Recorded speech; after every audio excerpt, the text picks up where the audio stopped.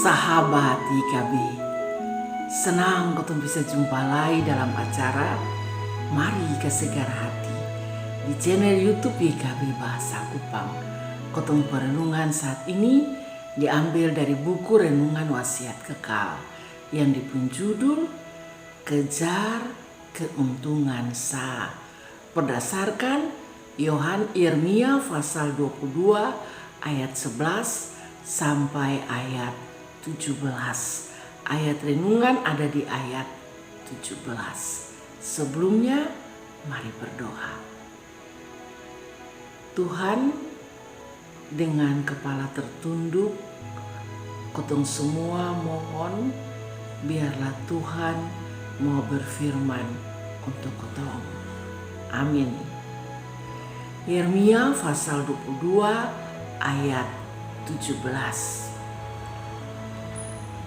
Akan tetapi matamu dan hatimu tertuju pada keuntungan gelap, pada penumpahan darah orang yang son ada salah, pada pemerasan dan penganiayaan. Saudara-saudara, untuk dapat kekuasaan tuh ada banyak cara. Bisa dengan kemampuan yang kotong pung dan orang bisa lihat. Tapi bisa juga dengan cara-cara yang benar. Orang bisa lihat kotong penampilan yang hebat dan orang bilang, nah ini dia yang pas. Tapi bisa waktu menjalankan jabatan, kotong pun mata, kotong pun hati hanya makaditi di materi Karena itu kotong pun kerja hanya kau sini sana dengan banyak cara. Nah saudara-saudara, ini yang terjadi pada Raja Yoyakim.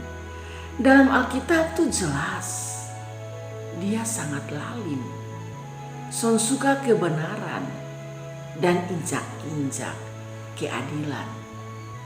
Yang dia cari itu hanya keuntungan Dia rampas hak-hak orang miskin dengan son bayar upah yang betul. Dia pakai kekuasaan untuk makmuame semua hal untuk dia kepentingan diri Yang ada di dia hati cuma harta, kekuasaan, istana yang megah.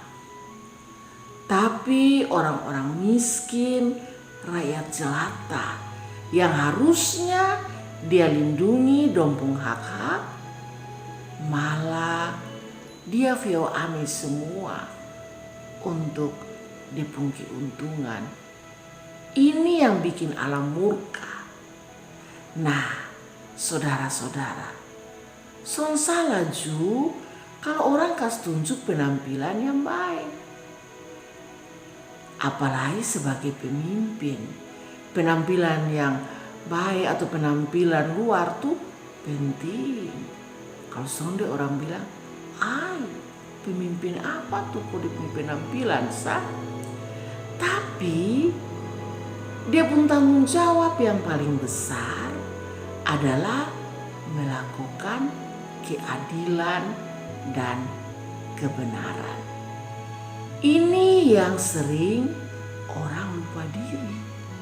Oleh karena manusia tuh lebih suka makaditi pada kemewahan dan keuntungan gelap. Kalau sebegitu, karmana. Nah, undang Tuhan hadir dalam ketumpung hidup. Belajar hidup yang sederhana.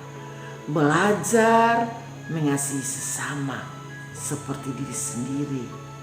Oleh karena semua yang kotong bikin Tuhan ada dapalia dan kotong harus bertanggung jawabkan kepada Tuhan.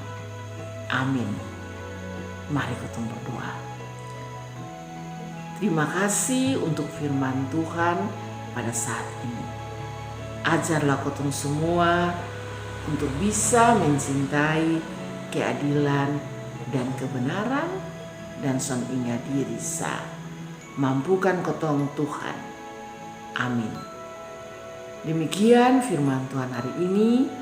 Jangan lupa like, subscribe, dan berbagi dengan yang lain. Tuhan memberkati.